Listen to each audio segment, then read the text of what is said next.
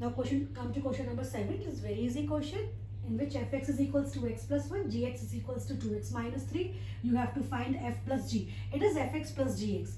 Don't confuse with f plus g, right? And fx minus gx and fx over gf. और दोनों ही function real से real पर defined है, right? So come to the question. First is fx plus gx.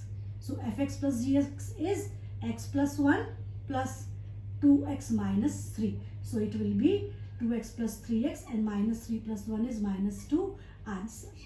Now come to fx minus gx. It will be fx is x plus 1 minus gx. Gx is 2x minus 3 and it will be x plus 1 minus 2x plus 3 and it will be 4 minus x. Now fx over gx and it will be x plus 1 over 2x minus 3 and x is not equals to 3 upon 2 क्योंकि अगर x 3 upon 2 हो जाएगा तो 2 से 2 cut जाएगा, 3 minus 3 undefined हो जाएगा. सो आपको ये लिखना जरूरी है, x is not equals to 3 upon 2. Question number 8. Let f is equals to 1, 1, 2, 3, 0, minus 1, minus 1, minus 3. आपके पास ये एक फंक्शन गिवन है. फंक्शन इंटीजर टू इंटीजर्स पे है, मतलब आपके पास किस पे डिफाइन है, इंटीजर से इंटीजर्स पर. fx आपके पास एक फंक्शन गिवन है ax plus b for some integers a and b. क्या फाइंड करना है आपको? a और b की वैल्यूज फाइंड करनी है, राइट? अभी मैंने आपको बताया था कि जो फंक्शन होता है इसमें जो ये ऑर्डर्ड पेयर्स होते हैं, राइट? ये जो ऑर्डर्ड पेयर्स होते हैं ये कैसे हम इसको ड्रॉ कर सकते हैं? अगर हम एरो डायग्राम में ड्रॉ करें, 1 की इमेज क्या है? 1. 2 की इमेज क्या है? 3. 0 की इमेज क्या है? -1 और -1 की इमेज क्या है? -3. बेटा ये जो डोमेन होता है ये आपको किसकी वैल्यूज देते हैं? x की. और ये किसकी वैल्यूज देते हैं? इसकी इमेज है, ये आपको fx देते हैं. मैंने भी आपको पहले वाले क्वेश्चन में भी बताया था, राइट? अगर ये आपको x की वैल्यू दे रहे हैं 1, 2, 0, -1 तो आपके पास fx की वैल्यू है 1, 3, -1, 3. और fx को हम क्या लिख सकते हैं? fx को हम y भी लिख सकते हैं, राइट? fx को हम क्या लिख सकते हैं? fx को हम y भी लिख सकते हैं. Now come to the question. अब आपके पास ये fx आ गया तो आप अपने क्वेश्चन को लिख सकते हैं y is equals to ax plus b. If x is equals to 1, then y is also is equals to 1. तो आप y के प्लेस पे 1 रख सकते हैं, x के प्लेस पे आपने रखा 1 प्लस b. तो आपके पास हो गया equation a plus b is equals to 1, right? अब आप x के प्लेस पे रख सकते हैं 2. अगर आप x के प्लेस पे 2 रखेंगे तो y के प्लेस पे क्या रखेंगे? 3. तो आपने y के प्लेस पे 3 रखा और x के प्लेस पे आपने 2 रखा प्लस b. तो you get 2a plus b is equals to 3. It is equation number 1 and it is equation number 2. मैंने x की 1 और 2 वैल्यू ली है. आप कोई सी भी 2 वैल्यूज ले सकते हो. आप 0 -1 भी ले सकते हो, आप 1 -1 भी ले सकते हो, आप 2. लेकिन अगर आप x की वैल्यू 1 ले रही है तो y की भी 1 लेनी पड़ेगी. अगर आप x की वैल्यू क्या लेते 0 तो आपको y की क्या वैल्यू लेनी होती? -1, राइट? तो मैंने x की वैल्यू लेके उसके रेस्पेक्ट में जो y की जो उसकी इमेज थी मैंने वो वैल्यू लेके 2 इक्वेशंस बना ली. a plus b is equals to 1 and a plus b is equals to 3. और अब मैं इसको एलिमिनेशन मेथड से इजीली सॉल्व कर सकती हूँ. a plus b is equals to 1. We can change the sign. ये कट हो गया. 2a minus a is equals to a and 3 minus 1 is equals to 2. a की वैल्यू 2 आ गई.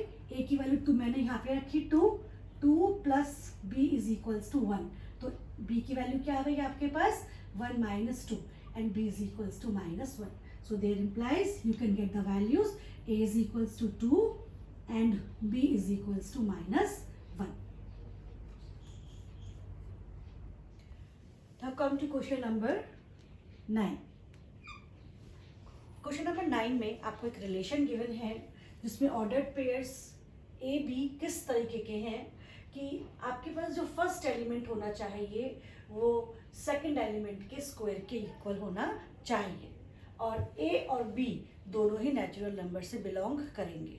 आपके ऑर्डर्ड पेयर्स के दोनों ही जो एलिमेंट्स है वो नेचुरल नंबर से बिलोंग करेंगे और आपका फर्स्ट एलिमेंट सेकंड एलिमेंट के स्क्वायर के इक्वल होगा।